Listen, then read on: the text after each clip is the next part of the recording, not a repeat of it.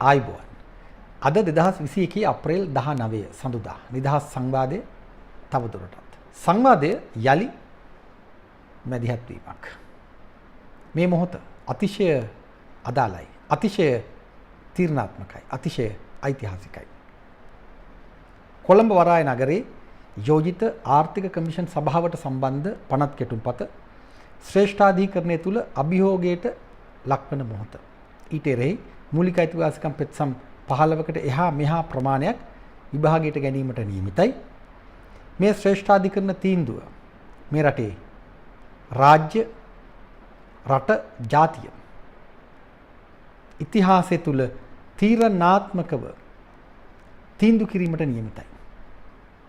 රට ඊළඟ මොහොතේ කුමන තත්වයකට පත් වෙයිද අපි විමසිල්ලෙන් බලාගෙන ඉන්නවා. ඊට සමාන්තරව නිදහස් සංවාදයේ තවදුරටත් ගොඩනගනවා. අපි මේ දැන් කතා කරන්නේ ඒ පනත් කෙටුම්පතේ අන්තර්ගතය ගැන.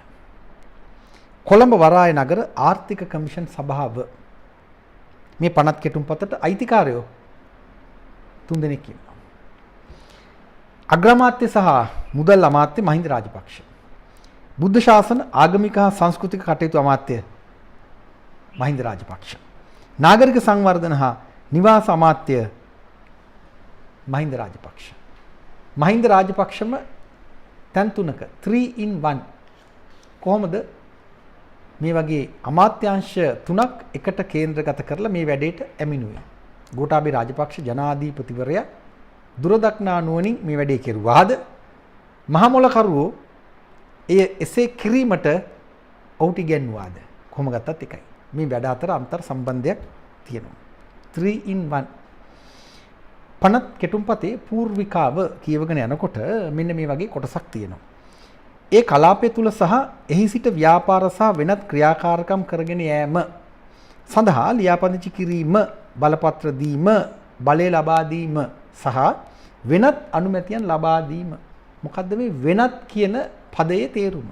වෙනත් ඕපන් වොරන්ට් එකක් වගේ හරියට සිදුරක් හදලා තියෙනවා. වෙනත් ක්‍රියාකාරකම්, මිලිටරිමය ක්‍රියාකාරකම්ද, ත්‍රස්තවාදී ක්‍රියාකාරකම්ද, මුදල් විශුද්ධීකරණයේ ඇතුළු නීති විරෝධී ජාවාරම් වලට සම්බන්ධ ක්‍රියාකාරකම්ද, වෙනත් අනුමැතීම් මොනවද? වෙනත් අනුමැතීම්. ඒ ගැන අපි කතා කරන්න ඕන. වෙනත් මේ වෙනත් කියන පදය ශ්‍රේෂ්ඨාධිකරණය තුල විමර්ශනයට ගැනෙනු ඇතැයි අපි අපේක්ෂා කරනවා. රෝම ඉලක්කම් 1 පළමු කොටස 5 යටතේ ඒ කියන්නේ කොළඹ වරාය නගරයේ විශේෂ ආර්ථික කලාපය සහ කොළඹ වරාය නගරයේ ආර්ථික කමිෂන් සභාව පිහිටුවීම යටතේ එයට පවරා ඇති නාමයෙන් අවිච්ඡින්න පැවැත්මක් සහ පොදු මුද්‍රාවක් ඇති සංස්ථාපිත මණ්ඩලයක් විය යුතු අතර ඒ නාමයෙන් එය විසින්ද එයට එරෙහිවද නඩු පවරනු ලැබිය හැකිය. ජනාධිපති නීතිඥ UR ද සිල්වා ඔය උඩ පැන කෑ ගහන්නේ ඒක තමයි. නඩු දාන්න පුළුවන්. මොකද්ද ප්‍රශ්නේ? නීත්‍යානුකූලයි. ඒ කියන්නේ මේ යෝජිත ආර්ථික කමිෂන් සභාවෙන් නඩු පවරන්න පුළුවන් යම් පාර්ශවයකට එරෙහිව, යම් පාර්ශවයකට මේ ආර්ථික කමිෂන් සභාවට නඩු පවරන්න පුළුවන්. එහෙමනේ දැන් ඔය කිව්වේ. හැබැයි පනත් කෙටුම්පතේ 20 වෙනි වගන්ති යටතේ මේ කමිෂන් සභාවට විශේෂ මුක්තියක් ලබා ගන්නවා. මුක්තියක්. මේ පනත යටතේ කමිෂන් සභාව එහි නිලධරයන් සහ සේවා නියුක්තිකයන් විසින් සිය බලතල කාර්ය හෝ කර්තව්‍ය සද්භාවයෙන් ක්‍රියාත්මක කිරීමේදී හෝ ඉටු කිරීමේදී කරන ලද හෝ කරන ලද බවට උද්දේශිත යම් ක්‍රියාවක් හෝ නොකර හැරීමක් සම්බන්ධයෙන් කමිෂන් සභාව ඒ නිලධරයන් සහ සේවා නියුක්තිකයන් වග කියනු නොලැබිය යුතුය. එසේ වුවද කියලා ඒ මුක්තිය අපරාධමය සිද්ධියක් සම්බන්ධයෙන් අදාළ වන්නේ නැත කියලා තියෙනවා. හැබැයි ආර්ථිකය තුල සිද්ධ වෙන්නේම අපරාධ තමයි. අපි දන්න අපරාධ නෙවෙයි, නොදන්න අපරාධ. මාදිලි වෙනස්. කොහොම වුණත් මේ මුක්තිය අපට ඔප්පු කරන්නේ කුමක්ද? යෝජිත ආර්ථික කමිෂන් සභාව මාෆියාවක්ම තමයි. නඩු දාන්න පුළුවන් කියන්නේ බොරු. වංගුවක් ගහලා අපිව රවට්ටලා තියෙන්නේ. 15-20 යටතේ කමිෂන් සභාව සහ රටේ නියාමන අධිකාරීන් අතර පරතරයක් ඇති කරලා තියෙනවා. ඒ කියන්නේ අදාළ ආර්ථික කමිෂන් සභාව කැමතිනම් පමණමයි රාජ්‍ය නියාමනයක් සිද්ධ වෙන්න පුළුවන්. ඒ ඊටාම පැහැදිලි.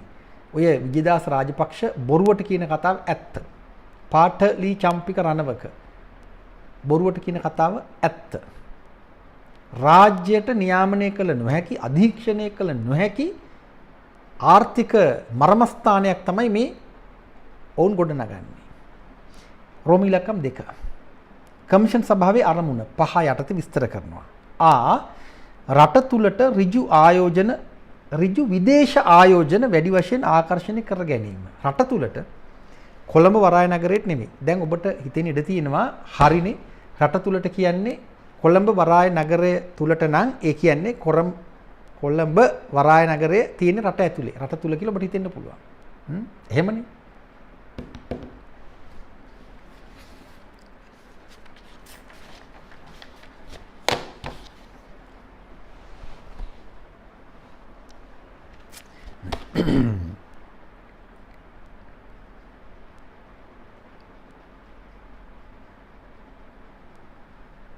ආයිබෝවන්.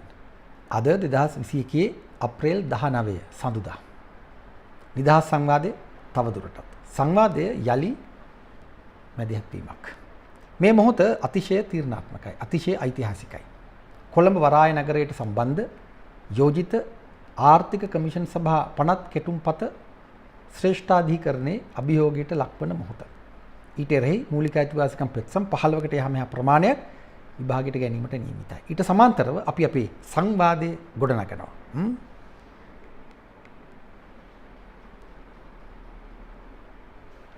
කොළඹ වරාය නගරයේ ආර්ථික කමිෂන් සභාව අන්තර්ගතයේ කුමක්ද? මේ සංවාදයේ චාපා against China සංවාදයට අදාළයි. එහිම දිගුවක්.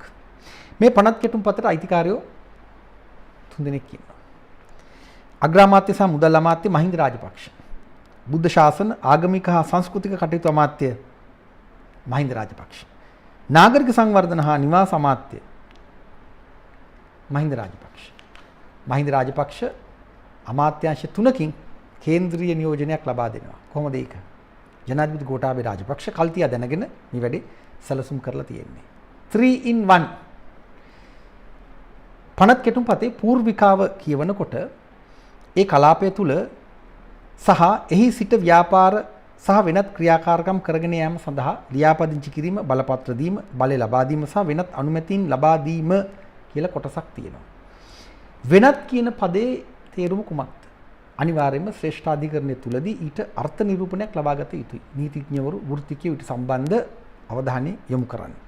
වෙනත් ඕපන් වොරන්ට් එකක්, වෙනත් ක්‍රියාකාරකම් කියනකොට මිලිටරිමය, ත්‍රස්තවාදී, මුදල් විශුද්ධීකරණය ඇතුළු නීති විරෝධී ක්‍රියාකාරකම් ඕනෑම ක්‍රියාකාරකමක් මේ ගොඩට වැටෙන්න පුළුවන්. ඒ සඳහා අනුමැතියන් ලබා දෙනවාද? බරපතල ප්‍රශ්නයක්. රෝම ඉලක්කම් 1 කොටස 5 යටතේ ඒ කියන්නේ කොළඹ වරාය නගරයේ විශේෂ ආර්ථික කලාපය සහ කොළඹ වරාය නගරයේ ආර්ථික කමිෂන් සභාව පිහිටුවීම යටතේ එයට පවරා ඇති නාමයෙන් අවිච්ඡින්න පැවැත්මක් සහ පොදු මුද්‍රාවක් ඇති සංස්ථාපිත මණ්ඩලයක් විය යුතු අතර ඒ නාමයෙන් එය විසින්ද එයට එරෙහිවද නඩු පවරනු ලැබිය හැකිය කියලා සඳහන් වෙනවා. ඒ කියන්නේ ඔය නීතිඥ ජනාධිපති නීතිඥ UR සිල්වා හැම උඩ පැන කියන්නේ ඒක තමයි. මොකද්ද? නඩු පවරන්න පුළුවන්. මොකද්ද ප්‍රශ්නේ? කිසි ප්‍රශ්නයක් නැහැ, නීත්‍යානුකූලයි.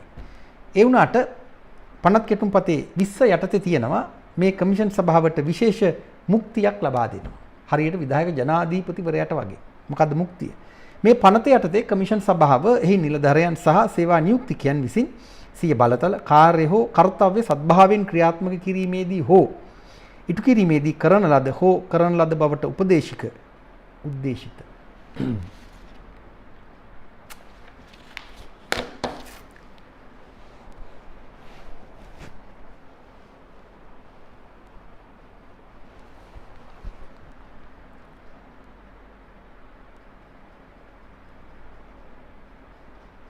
ආයිබෝවන්.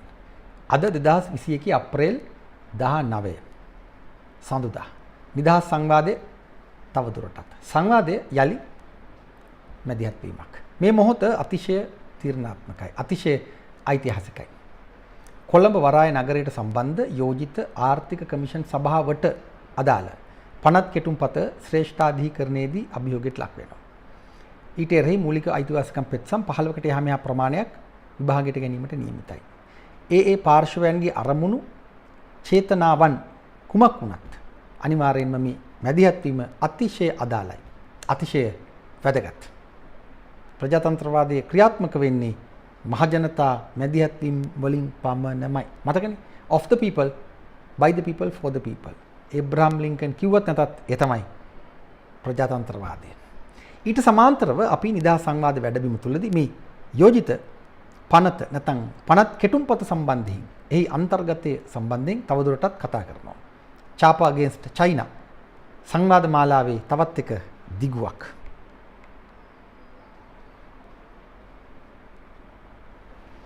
කොළඹ වරාය නගරයේ ආර්ථික කමිෂන් සභාව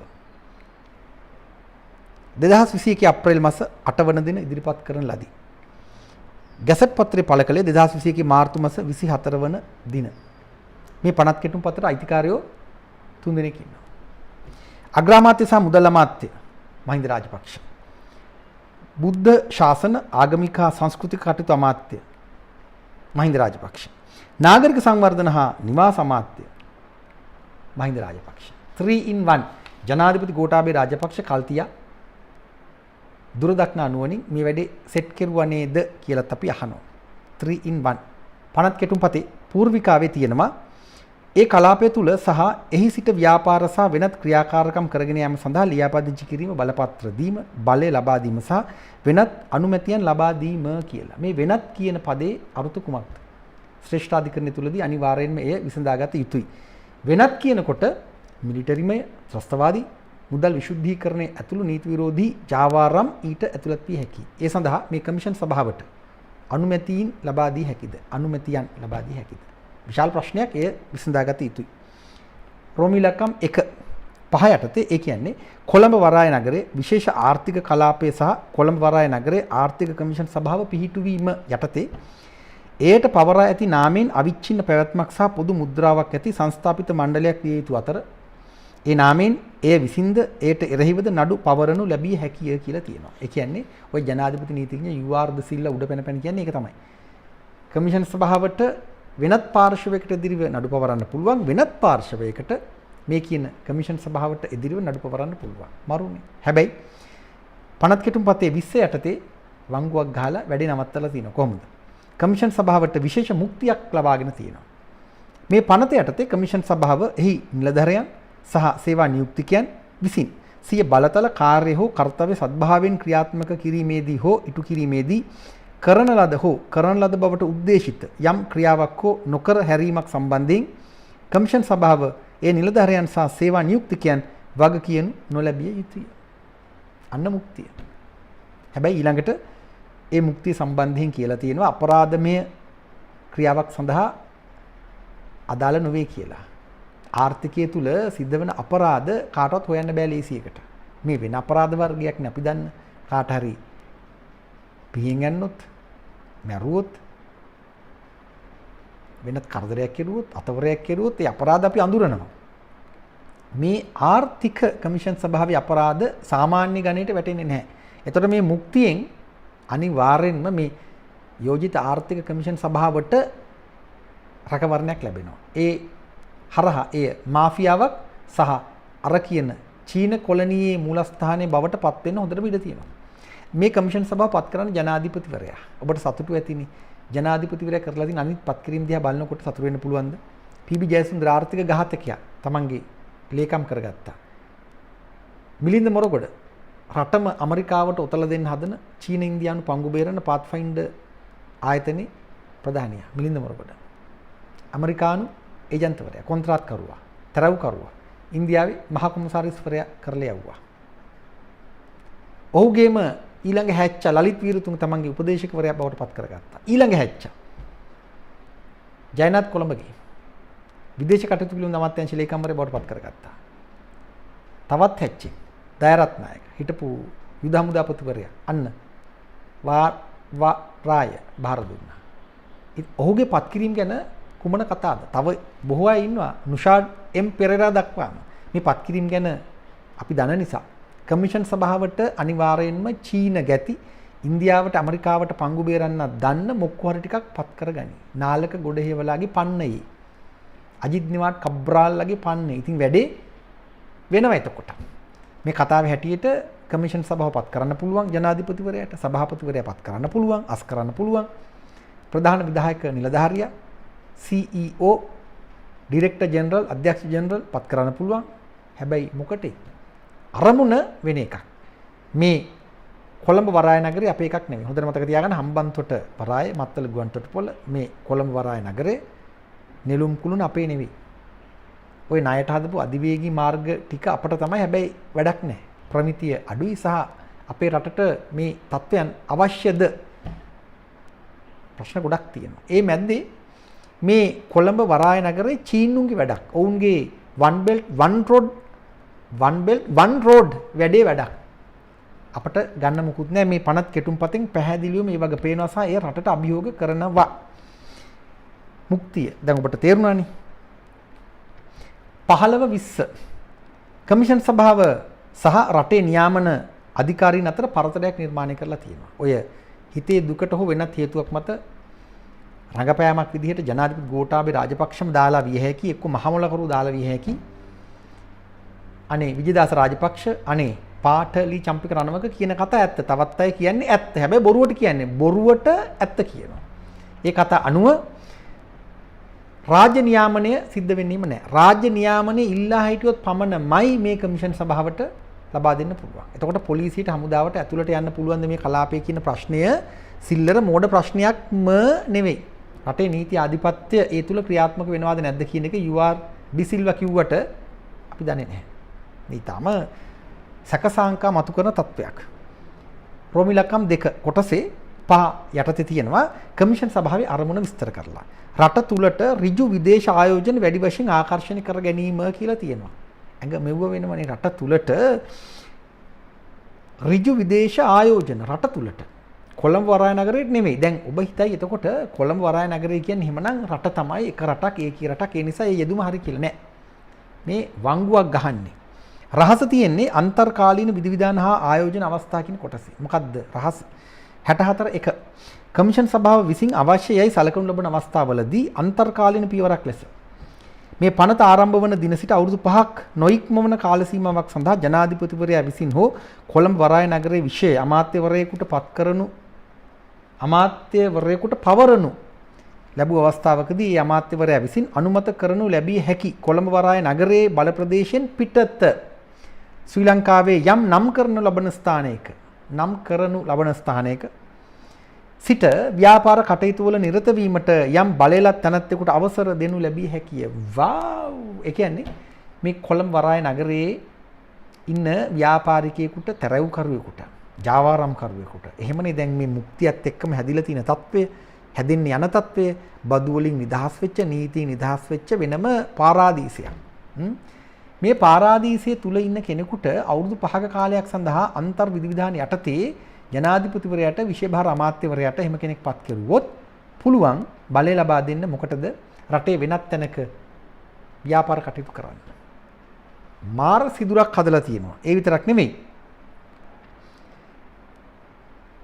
ඒ ව්‍යාපාරයේ විසින් ඒ අවුරුදු 5ක කාල සීමාව සඳහා දෙනු ලබන සියලු වරප්‍රසාදවලට හිමිකම් ලැබිය යුතු අතර සියලු කාර්ය සඳහා කොළඹ වරාය නගරයේ බල ප්‍රදේශයේ තුල පිහිටා ඇති ව්‍යාපාරයක් ලෙස ඒ බල ප්‍රදේශයේ තුල සහ එහි සිට ව්‍යාපාර කටයුතු වල නිරත වන ව්‍යාපාරයක් ලෙස සැලකනු ලැබිය යුතුය. ඒ කියන්නේ හිතන්න චීන සමාගමක් කොළඹ වරාය නගරයට එනවා. උන් දැන් අවසර ගන්නවා ජනාධිපතිවරයාගෙන් එක්කෝ විශේෂ අමාත්‍යවරයාගෙන් කීයක් හරි දීලා කුරුණෑගල නගරේ ව්‍යාපාරයක් පටන් ගන්න. සූදු තිප්පොලක්ම කියමුකෝ. එතකොට අර සියලු නෛතික වරප්‍රසාද මුක්තිය, කමිෂන් සභාවේ මුක්තිය සහ අනෙක් වියතිරේකයන් සියල්ලත් එක්ක තමයි කුරුණෑගල අර වැඩේ කරන්නේ. සිද්ධියක් වුණොත් නඩු පවරන්නත් බෑ. දැන් මේ කියන හැටියට ඒ චීන ඔප්පු කරනවා මම මේ වැඩේ කෙරුවේ සත්භාවයෙන්. මම දන්නේ නැහැ කුරුණෑගල නගරේ විනාශ වෙයි කියලා, සමාජයේ කඩා වැටෙයි කියලා, ළමයි අපචාර වලට ලක් වුණා කියලා මම දන්නේ නැහැ. මම කෙරුවේ සත්භාවයෙන්. එතකොට නඩු පවරන්න බෑ. බොහෝ දෙනෙක් මේ කොටස් දැනගෙන නැහැ. චීන කොලනියක් වෙනවා කිව්වාට ගිරව් වගේ මේ අභ්‍යන්තරයට கிඳා බහැලා දැන් හොඳම අවස්ථාව ශ්‍රේෂ්ඨ අධිකරණයේදී ගනුදෙනු බේරගන්න. මේ ඊටාත්ම භයානක තත්වයක්. මේ හදන්නේ කොළඹ වරාය නගරයෙන් රිංගලා රටට ඇතුල් වෙන්න. චීනය ඉන්දියාව ඇමරිකාව ඉතාමත්ම බරපතල ගණේ බල අරගලයක ඉන්නේ. මේ වන විට ඇමරිකා එක්සත් ජනපදයේ USAID හරහා පිබි ජයසුන්දර රූකඩයක් කරගෙන ජනාධිපති ගෝඨාභය රාජපක්ෂ කොහොමත් රූකඩයක් ඒ අනුව රට තුල ඊනියා සංවර්ධන වැඩපිළිවෙල ක්‍රියාත්මක කරමින් ඉන්නේ. ඒ ASCII චීනුත් රිංගනවා, ඉන්දියානුත් රිංගනවා බදු රහිතව, නෛතික වරප්‍රසාද සහිතව, මුක්තීන් සහිතව රටක් ඉතුරු වෙයිද? 2050 තමයි මුංගි ඉලක්කය. එතකොට මේ මහයුව වලකජ්ජ ගහලා ඊට මෙහායුව රෝද පුටුවල එක්ක ඇඳවල් උඩ වැඩ කරගන්න බෑ. අනාගත පරම්පරාවන්ට තමයි මේ සිද්ධියට මුහුණ දෙන්න වෙන්නේ. ඒ නිසා අවුරුදු 20 ගණන් වල තරුණ එව්වෝ බහැපල්ලා එළියට සන්නද්ධරගල වලට නෙවෙයි පක්ෂ සීමාවන් කඩාගෙන මහා ජන පෞරක් විදිහට වැඩ කරලා මොකක් හරි කරලා ප්‍රජාතන්ත්‍රවාදයේ තුල එරෙහි වෙලා රට හරි පාරට දැම්මේ නැත්තම් කෙලම වෙනවා. හොඳට මතක තියාගන්න. ආයෝජන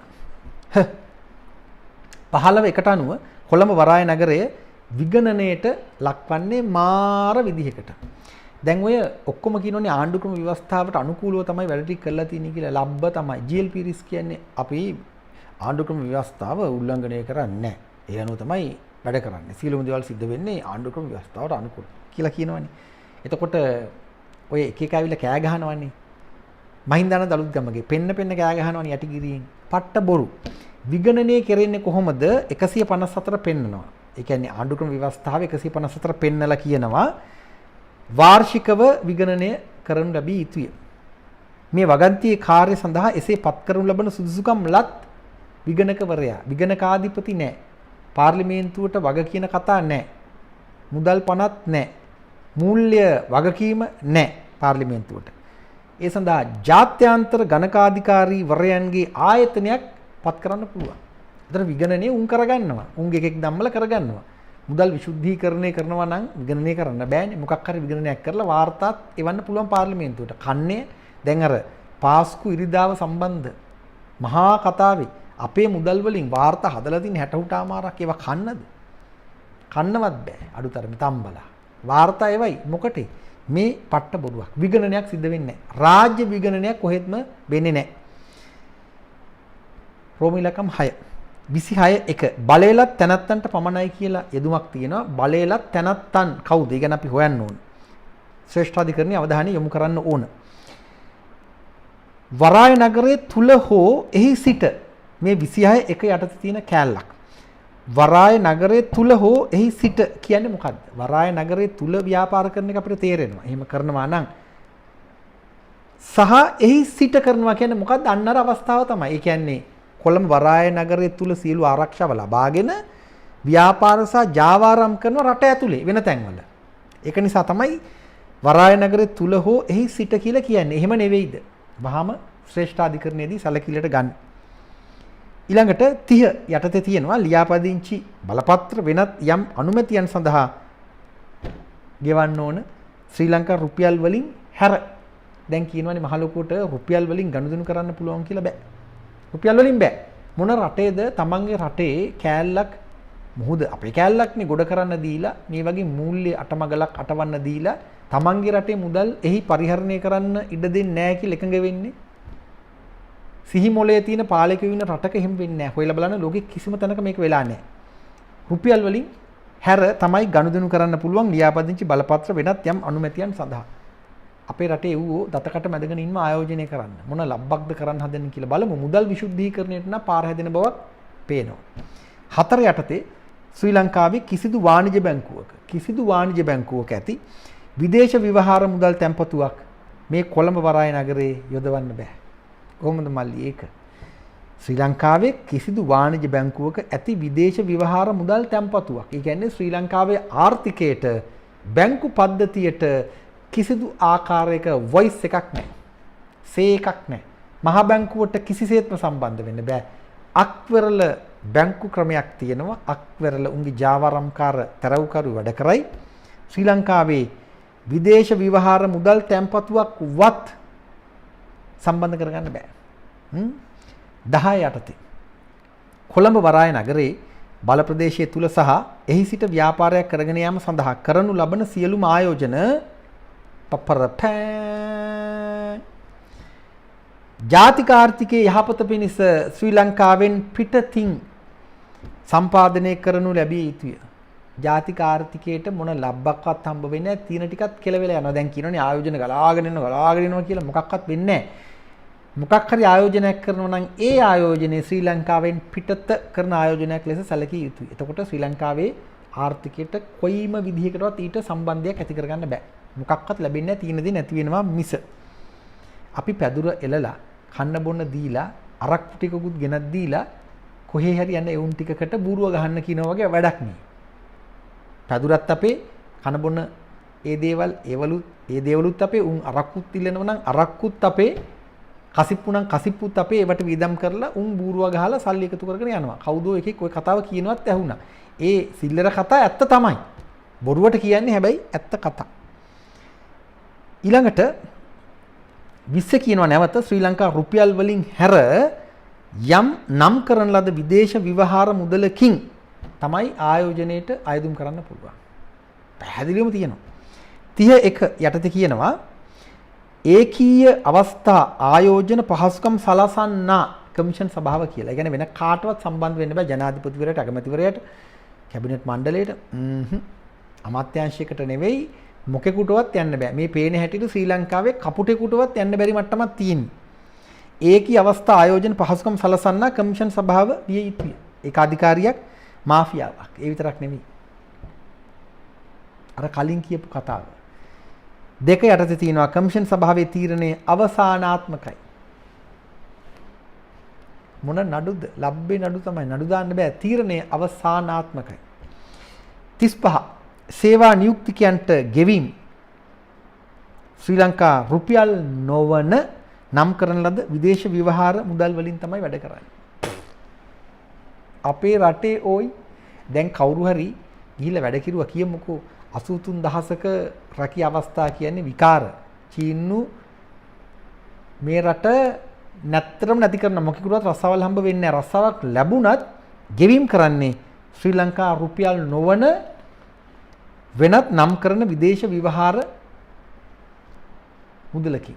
එහෙම ගෙවන මුදල 35 යටතේ තියෙනවා වාර්ෂික සේවා නියුක්තිකයෙකුගේ ආදායම් බද්දෙන් නිදහස් කරලා ඒ මුදල් පෞද්ගලික විදේශ විවහාර මුදල් ගිණුමකට බැර කෙරෙනවා. සාක්ෂි දාගෙන මෙහි බැංකුවකට දාලා ගෙදර ගියන්න බෑ. හොඳට මතක තියාගන්න. ඒ මුදල් ඒ මදිවට ශ්‍රී ලංකාවෙන් පිටතදී උපයාගත් මුදලක් හැටියට සලකන්නත් ඕන. කොළඹ වරාය නගරය. අපේ කපුට වහන නගරය. හැබැයි ශ්‍රී ලංකාවෙන් පිටත නිදහසේ උපයාගත්ත මුදලක් විදිහට කල්පනා කරන්න ඕන. රට තුල නෙමෙයි රටෙන් පිට. කොහොමද ඒක? ඒවට හේතු තියෙනවා. රට තුල උපයාගත්තොත් බදු ගෙවන්න ඕන. බදු වලින් නිදහස් කරලා දානවා.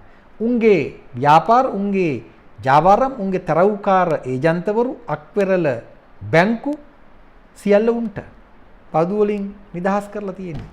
ඒකෙන් වෙන්නේ මේ රටේ ඔවුන්ට ආයෝජනය කරන්න පුළුවන් නම් ඔය තියෙනවා කියන කළු සල්ලි සේරම මෙතනට අදිනවා. ඇදලා එතන ඒවා පැටවු ගහලා වෙන රටවල් වලට අදිනවා.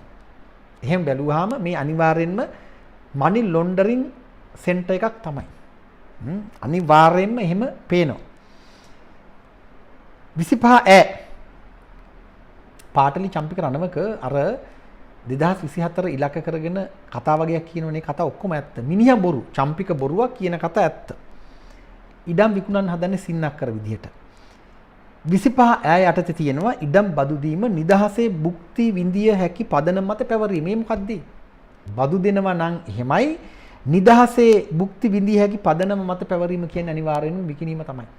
නීතිඥවරු, වෘත්තිකයෝ, පෙත්සම්කරු ශ්‍රේෂ්ඨ අධිකරණයේදී වහම මේ ගැන අවධානය යොමු කරන්න. ප්‍රෝමිලකම් 7 අක්වෙරළ සමාගම් පිළිබඳ විස්තරයක් තියෙනවා 5430A. සහාධිපත්‍ය දේපොළ කළමනාකරන අධිකාරියක් කියලා එකක් තියෙනවා නිශ්චිත නැහැ. එය අධිකරණයට වග නොකියන බව පැහැදිලි. වෙනත් ජාවාරම්කාර මාදිලියක් විය යුතුයි. ඒ සියල්ලම ශ්‍රේෂ්ඨ අධිකරණයේදී විසඳාගත යුතු ගනුදෙනු. ඊළඟ කොටස 56.1 සුරකුම්පත් සහ විනිමය කමිෂන් සභා පනතේ සහ ඒ පනත යටතේ සාදුන් ලබන නියෝගවලට විධිවිධාන ප්‍රකාරව ඒ කියන්නේ සුරකුම්පත් සහ විනිමය කමිෂන් සභා පනත ක්‍රියාත්මකයි කියලා තමයි කට්ටි හිතාගෙන ඉන්නේ නෑ. 57 කියනවා සුරකුම්පත් සහ විනිමය කමිෂන් සභා පනත අවශ්‍ය පරිදි වෙනස් කරලා තමයි ක්‍රියාත්මක කරන්නේ. ඒ වෙනස්කම් ගැන අපි තවම දන්නේ නැහැ. කරගෙන නැති අපි දන්නේ නැහැ. මේ උඩර වැට්ටියක් බොරුවක්. රෝමී ලකම් 7. දේපොළ කළමනාකරු කියලා කෙනෙක් ගැන කියනවා. ඒ කියන්නේ සමාගමක් 59 දේපොළ කළමනාකරු ලෙස නම් කරන සමාගමක් පිහිටුවනවා 2007 අංක 7 සමාගම් පනතෙන් ඔය තියෙන්නේ පනත් ලොක්කා කියලා කවුරු හරි කියයි වැඩක් නැහැ. එහි කාර්යය 60 සඳහන් වෙනවා. ගෑස්, ජලය, විදුලිය, අන්තර්ජාල සහ sannivedana පහසුකම්, මලාප වාහනේ, ජලාප වාහනේ, කැලි කසල බැහැර කිරීම, සේවා සපයන්නන්ට සහාය වෙන්න තමයි මේ කියන දේපොළ කළමනාකරු හදන්නේ. එතකොට ලංකා විදුලි බල මණ්ඩලය, ජල සම්පාදන හා ජලාප වාහන මණ්ඩලය ඇතුළු ශ්‍රී ලංකා ටෙලිකොම් පවා මේ වැඩෙන් අයින් වෙනවා. ඒ වැඩේ තීරණය කරන්නේ දේපොළ කළමනාකරු. සියල්ල චීනෙන් ගනි. අපිට ඕන නම් නොදිරන කුණු ටිකක් දෙයි. අරන් ඵලයල්ලා කියලා. ගෙනල්ලා අපි අර කොහේ හරි ගොඩ ගහමු. 60 ඌ නැව් ජටිගත කිරීමේ ගාස්තු අය කිරීම ගැන කියනවා. කොහේ එන නැව්ද මේ? වරායෙන් නැව් වෙනවනේ ක්‍රමයක් තියෙනවනේ. දැන් හදන්නේ චීන ජටියත් සම්බන්ධ කරලා කොළඹ වරාය නගරයට නැව් ඍජුව ගෙන්නවා ගන්නද වරාය මග හැරලා රේගුව පන්නලා. එහෙමද? නැත්තම් නැව් ජටිගත කිරීමේ ගාස්තු අය කිරීම ගැන සඳහන් වෙන්නේ ඇයි? අනිවාර්යෙන්ම ශ්‍රේෂ්ඨාධිකරණයේදී මේ ගැන විභාග විය යුතුයි. 65 වරාය නගරයේ සියලු ඉඩම් කොමිසමට පවරනු ලැබිය යුතුයි. මාර වැඩක් එක. දැන් ওই පාටලි චම්පික රණවක කියනවා නේද? අපි ඒවා රජයට පවරාගෙන තිබුණේ මේ විදිහට දැන් ඒවා දීලා මාර වැඩේ වගේ කතාවක්. ඒ බොරු. හැබැයි සිද්ධිය ඇත්ත. මොකද සිද්ධිය? මෙන්න මේ මගේ අතේ තියෙන්නේ අදාළ කැබිනට් පත්‍රිකාව. මේ ගැන අපි කතා කරුවානේ. ඔබට මතකයිනේ. අමාත්‍ය මණ්ඩල සංදේශය යෝජිත කොළඹ වරාය නගර කමිෂන් සභා නීතිය මේ අනුව තමයිලු මේ පනත් කෙටුම්පත හදන්නේ. එහෙම කියනවා මේ ඔක්කොම එකට හදලා පිටපත් කරලා ගේන්නේ. හැබැයි එහෙම කියනවනේ. දැන් මේ ලියවිලට අනුව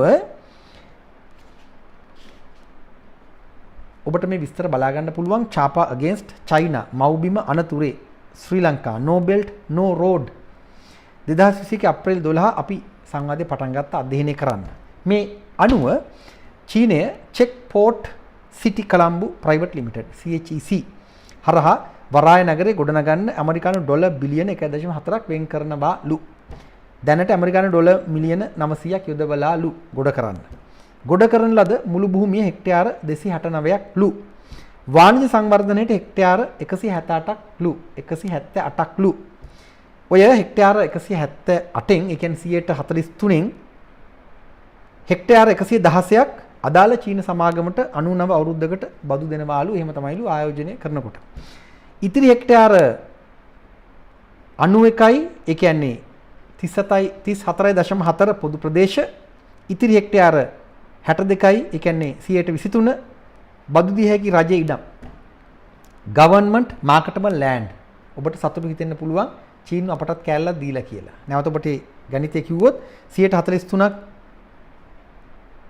චීනුන්ට 162ක් ශ්‍රී ලංකාවට 134ක් පොදු ප්‍රදේශය. ඒ කියන්නේ පොදු ප්‍රදේශයටත් අඩු ප්‍රමාණයක් තමයි ශ්‍රී ලංකාවට ලැබෙන්නේ. කමක් නැහැ කියමුකෝ. Government marketable land. ඔබ හිතන්නේ දැන් ශ්‍රී ලංකාවට ඒවා ආයෝජනය කරලා විකුණලා එව්ව මෙව්ව කරන්න පුළුවන් කියලා. බෑ. ඊළඟට මේ සමස්ත භූමිය 2019 අගෝස්තු 5 ප්‍රකාශයට පත් කරන 21.35 අතිවිශේෂ ගැසට් පත්‍රයෙන් කොළඹ පරිපාලන දිස්ත්‍රික්කයේ කොළඹ ප්‍රාදේශීය ලේකම් කොට්ටාසයට අයත් රජ ඉඩමක් ලෙස ප්‍රකාශයට පත් කරනවා තමයි. හරි. පාටලි චම්පික රණවක කියන කතාව හරි. 2019 ඔක්තෝබර් 29 නාගරික සංවර්ධන අධිකාරියට රාජ්‍ය ප්‍රධානයක් ලෙස පවරනවා තමයි. උන්ද හරි. මොකට එහෙම කරන්නේ නීත්‍යානුකූලව ආපහු ගන්න. චීනු අපේ මුහුද ගොඩ කෙරුවා භූමියක් හැදුවා ඒ රජයට පැවරුවා දැන් නීත්‍යානුකූලව ගන්නවා. චම්පික බොරු කියන්නේ. චම්පික හිටියත් මේකමයි කරන්නේ. ගිවිසුම් ගත වෙලා තියෙන. එහෙම තමයි පට්ට බොරු කියලා 2024 බලය ගන්න යන්නේ. දැන් මේ මුළු ඉඩමම අපට අහිමි වෙනවා. දැන් මේ පනත් කෙටුම්පතේ මුළු භූමියම කමිෂන් සභාවට ගන්නකොට එහෙමනේ කෙටුම්පතේ සඳහන් වෙන්නේ රජයට අයත් බව කියන හෙක්ටයාර 62 123ට මොකෑ වෙන්නේ ප්‍රශ්නයක් තියෙනවා. මොකෑ වෙන්නේ? හැබැයි ඒ වෙන දේ ගැන අපිට ඊටාම පහසුවෙන් වටහා ගන්න පුළුවන් මේ අමාත්‍ය මණ්ඩල ලියවිල්ලේ නීති වැදගත් ලක්ෂණ කොටසේ සඳහන් වෙනවා. කොළඹ වරාය නගරය තුල ව්‍යාපාර ප්‍රසම්පාදන සංවර්ධන කටයුතු ආදීෙහි නියැලීමට රජය අදහස් නොකරයි. ඒ කියන්නේ රජය මුකුත් කරන්නේ නැහැ කියලා චීනුන්ට කියනවා. චීනු කියන උඹලා මුකුත් කරන්න එපා. උඹලට දෙන්නම් කෑල්ලක් ඒක අපිට ආපහු දීපල්ලා. දැන් දීලා. පැහැදිලිවම තියෙනවා මේ කැබිනට් පත්‍රිකාවේ කොළඹ වරාය නගරය තුල ව්‍යාපාර ප්‍රසම්පාදන සංවර්ධන කටයුතු ආදීෙහි නියැලීමට රජය අදහස් නොකරයි. එතකොට අනිවාර්යෙන්ම මේ චීන කොලනියක්ම තමයි. ඉන්දියාවට ඇමරිකාවටත් පහසුකම් සලසන දැන් තුන්ගොල්ල එකක්නේ. චීන කොලනියක් තමයි. චීන කොලනියක් වුණාම මොකෝ ඇමරිකාවට මුළු රටම උන් ගන්නන යන්නේ. ඉන්දියාවත් උන්ගේ මරමස්ථාන අල්ල ගන්නවා. ඉන්දියාවයි ඇමරිකාව එකතු වෙලා ඇක්සසෝෆා MCC හරහා ගමසමග පිළිසඳර ගම්මැද්ද ඉන්ටර්නැෂනල් ගෝටා ඇලයිනා ටෙප්ලිට්ස් ගෝපාල් බාග්ලි මහරාජා ඊට පස්සේ පීබී ජයසුන්දරලාගේ ජෝන් කීල්ස් අර පැත්තෙන් කළුවදානි නරේන්ද්‍ර මෝඩි ජෝ බයිඩන් පාලනේ මිලින්ද මොරගොඩ පාත්ෆයින්ඩර් ෆවුන්ඩේෂන් ආයතන අපි දන්නවනේ එක දිගටම වැඩේ වෙන හැටි. ඒ අනුව වැඩේ වෙන්න යන්නේ. කිසිම දෙයක් රජය කරන්නේ නැහැ. තරව්කරුවන්ට බාර දෙනවා සියලු දේවල් රටේ ආර්ථිකය යකාටම යනවා. පොඩි මිනිස්සු ඉවරටම ඉවරයි. රටත් ඉවරටම ඉවරයි. ශ්‍රී ලාංකේය රාජ්‍ය බලය හකුලා ගන්නවා මේ කලාපය තුල. ඒ අතරම පනත් කිටුම්පතේ 71 ඕ යටතේ මේ වරාය නගරයෙන් යමක් මිලදීගෙන එන ශ්‍රී ලාංකිකයෙකුට ඔබවත් මමවත් යන එකක් නෑ. එහෙම යන කවුරු හරි එළියට එනකොට විශේෂ බද්දක් අය කරන. මොකෝ අපි ඒ කැලට අයිති නෑ. චීනෙකුට ඉන්දියානුවෙකුට ඇමරිකානුවෙකුට වෙන පරයෙකුට ඒ බද්ද අයිති නෑ. ශ්‍රී ලාංකිකයන්ට පමණක් අයිති. අපේ නම් අපෙන් බදු ගහන්නේ මොකටේ? මේ චීන කොලනියක්. 73 යටතේ කියනවා රෝමිලකම් 3 උපලේඛනේ ලයිස්තුගත කොට ඇති පනත් මේ වරාය නගරයට අදාළ නොවේ කියලා. දැන් තමයි හොඳම හරිය තියෙන්නේ. 1978 අංක 41 නාගරික සංවර්ධන අධිකාරී පනත ඉවතට 2052 දෙවන අධිකාරිය ශ්‍රී ලංකා වාණිජ සමත මධ්‍යස්ථාන පනත ඉවතට 269 වැනි අධිකාරිය නගර හා ග්‍රාම නිර්මාණ ආඥා පනත ඉවතට 2008 අංක 14 ක්‍රමෝපාය සංවර්ධන ව්‍යාපෘති පනත ඉවතට 1987 අංක 3 පොදු කොන්ත්‍රාත් ගිවිසුම් පනත ඉවතට 1978 අංක 4 ශ්‍රී ලංකා ආයෝජන මණ්ඩල පනත ඉවරයි. මුකුත් නැහැ. මේ පනත් එකක්වත් ක්‍රියාත්මක වෙන්නේ නැහැ. ආර්ථික කමිෂන් සභාවට මුක්තියකුත් දීලා තියෙනවා. නඩු පවරන්න බෑ. අපරාධමය කතන්දර පැත්තකින් තියන නඩු පවරන්න බෑ. ශ්‍රී ලාංකිකයන්ට එහි ආයෝජනය කරන්න බෑ. ශ්‍රී ලංකා මුදලින් රුපියල් වලින් ගෙවීම් කරන්නෙත් නැහැ. ඒ මදිවට ශ්‍රී ලංකාවේ බැංකු පද්ධතියට කිසිම සම්බන්ධතාවක් නැහැ. වෙනම වෙරළ බැංකු ලබ්බක් තියෙනවා. මහ බැංකුවත් අසරණ වෙනවා. මහ බැංකුව කොල්ල කෑව තමයි ඒ වෙනම කතන්දරයක්. පාර්ලිමේන්තුව පැත්තක බලාගෙන ඉඳීවි. ගාලු මෝදොර කාක්කු ගනීවි. පාර්ලිමේන්තුවේ උඩ ඉන්න කාක්කුත් ගනීවි. ඒ ඇස්සේ අතිශය බැරෑරුම් කාරණයක් තියෙනවා 74 යටතේ. අර්ථ නිරූපණ කොටසේ තනත්තා කියන යෙදුම අර අපි කලින් කතා කරේ තනත්තා කියන යෙදුම අර්ථ නිරූපණය කරනවා. කොහොමද? ස්වභාවික තනත්තෙකු ශ්‍රී ලංකාවේ හෝ වෙනත් යම් අධිකරණ බල ප්‍රදේශයක නීති යටතේ වළංගු ලෙස පිහිටුව ඇති සමාගමක් හවුල් ව්‍යාපාරයක් සීමා සහිත හවුල් ව්‍යාපාරයක් සහ පදනමක් ඇතුළත් වේ. තනත්තෙක් කියන්නේ ස්වභාවික පුද්ගලයෙක් රොබෝ කෙනෙක් නෙවෙයි. ඒක හරි. ශ්‍රී ලංකාවේ හෝ වෙනත් යම් අධිකරණ බල ප්‍රදේශයක මොකක්ද ඒ කියන්නේ? නීති යටතේ වළංගු ලෙස පිහිටුවා ඇති වෙනත් අධිකරණ බල ප්‍රදේශයක නීති යටතේ වළංගු ලෙස පිහිටුවා ඇති සමාගමක් හවුල් ව්‍යාපාරයක් සීමා සහිත හවුල් ව්‍යාපාරයක්. ඒ කියන්නේ උතුරට නැගෙනහිරට වැඩේ දෙන්න දෙන්නේ. මේ ඊලාම් රාජ්‍ය පිහිටුවන කතාවද මේ කියන්නේ? නැගෙනහිර සයින මර්දු කේන්ද්‍ර කරගෙන වෙන ඉස්ලාම් අන්තවාදී රාජ්‍යයක් ගොඩනගනවා අනාගතයේදී. ඒ සැලසුම් මේ සිටියම යට හොල්මන් කරන බව පේනවා. පාටලි චම්පික රණවක කිහිල්ල ගහගෙන යන ජාතික බෞද්ධික සැලස්ම. එතකොට මේ කාරණය අතිශය තීරණාත්මකයි. ශ්‍රේෂ්ඨාධිකරණයේ අනිවාර්යෙන්ම ගැන අවධානය යොමු කරයි කියලා අපි විශ්වාස කරනවා. නීතිඥවරු, විනිසුරුවරු එකට එකතු වෙලා සාකච්ඡා කරන්න මේ රටේ ඉරණම පිළිබඳ ප්‍රශ්නයක්. නැවත ඔබට කියනවා මේ කොටස. ස්වභාවික තනත්තෙකු ශ්‍රී ලංකාවේ හෝ වෙනත් යම් අධිකරණ බල ප්‍රදේශයක නීති යටතේ වළංගු ලෙස පිහිටුවා ඇති සමාගමක් හවුල් ව්‍යාපාරයක් සීමා සහිත හවුල් ව්‍යාපාරයක් සහ පදනමක් ඇතුළත් වේ මේ තනත්තා කියන කොටසට. තනත්තා කියන යෙදුම අර්ථ නිරූපණය කරන්නේ එහෙමයි. අර්ථ නිරූපණය. වෙනත් රටක් කියන්න තිබ්බනේ. වෙනත් රටක නීත්‍යානුකූල සමාගමක් කියන්න පුළුවන්. ඇයි මේ වෙනත් යම් අධිකරණ බල ප්‍රදේශයක කියන්නේ? දැන් ඇක්සා සෝෆා MCC මතක් වෙනවා. සෝෆා ඇමරිකානුවන්ට මේ රටට ඇවිල්ලා ඕනෑම අපරාධයක් කරලා නිදහස යන්න පුළුවන් ඉඩකඩ හැදෙනවා. අධිකරණේ අපරාධමය බලය ගිලිහෙනවා. ක්‍රිමිනල් ජුරිස්ඩික්ෂන් අපෙන් ගන්නවා. ඒ කොල්ල කනවා. දප්පුලදිලි විර නීතිපතිවරයා කියනවා සෝෆා පෙන්ඩිං කියලා. දැන් ඉන්දියානු ඇමරිකානු රට ඇතුලේ පිස්සු කෙලින්න පටන් අරගෙන තියෙන්නේ. ඔවුන් තම තමන්ට අවශ්‍ය පරිදි කලාප වෙන් කර ගනීවිද මේ අනුව. මේ සිටියම දකින්නකොට ඇඟ කිලිපොලා යනවා. පාටලි චම්පික රණවකගේ ජාතික භෞතික සැලැස්මේ තියෙනෙත් මේ සිටියමයි. උන්ද දැක්කොත් මගාරින් අන්තිම භයානක මිනිහෙක් ගෝඨා නවත්තන තැනින් පාටලි ඉස්සරහට යන්න හදන්නේ. අන්තිම භයානකයි මේ අධිකරණ බල ප්‍රදේශ මොනවාද යන්න අනිවාර්යෙන්ම නීතිඥවරු විමර්ශනයට ලක් කළ යුතුයි විනිසුරුවරු ඉදිරියේ. දැන් මේ පවතින තත්ත්වයන් එක්ක කොළඹ වරාය නගරයේ අනිවාර්යෙන්ම චීන මරමස්ථානයක්, චීන තිප්පොලක්, චීන කොලනියක් බවට පත් වෙන්නට නියමිතයි. අපි මැදිහත් නොවුනොත් මේ දැන් ඉන්න මහා එව්වෝ මේ වැඩේ ඉවර වෙනකොට මේ රටේ නැහැ. වෙන ලෝකයක. දැන් ඉන්නේ 70 ගණන් වල මහා පරයෝ ටිකක්. මේ වැඩේ වෙන්නේ 2050 දී සියල්ල චීන කොලනියත් සම්පූර්ණ වෙලා ඇක්සසෝෆා MCC සම්පූර්ණ වෙලා මේ රටට ගමනාන්තේ ළඟා කරන සිදුවීම වෙන්නේ 2050. එතකොට මේ කතා කරන බොහෝ දෙනෙක් නැහැ. මමත් නැති වෙයි ජීවතුන් අතර. අපි දන්නේ නැහැ. සියල්ල අවිනිශ්චිතයි. එතකොට අපි මේ කතා කරන්නේ ඊළඟ પરම්පරාවන්ගේ කතාව. නූපන් પરම්පරාවන්ගේ කතාව. අපි ඉඩ දෙනවද? අපට මොනවද කරන්න පුළුවන්? එකට එකතු වෙලා අපි මේ ශ්‍රේෂ්ඨාධිකරණයට යෝජනා කරමු. මැදිහත් වීම කරමු. වෘත්තිමය වශයෙන් කරුණා කරලා රට වෙනුවෙන් හිට ගන්න. of the people by the people for the people. ඒ තමයි ප්‍රජාතන්ත්‍රවාදය. විධායක විවසදායක අධිකරණ අවසාන වශයෙන් වගකිව යුත්තේ මහ ජනතාවට. ඔබට මට අපට. අපේ ඊළඟ પરම්පරාවන්ට. ඒ නිසා අපි බලාගෙන ඉන්නවා.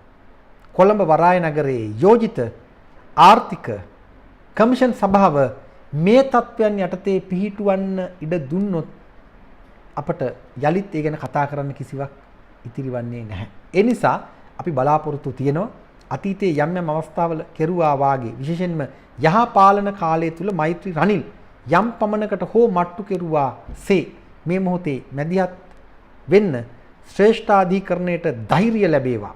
ඒ සඳහා නීතිඥවරු වෘත්තිකයෝ මැදිහත් වේවා. බලමු.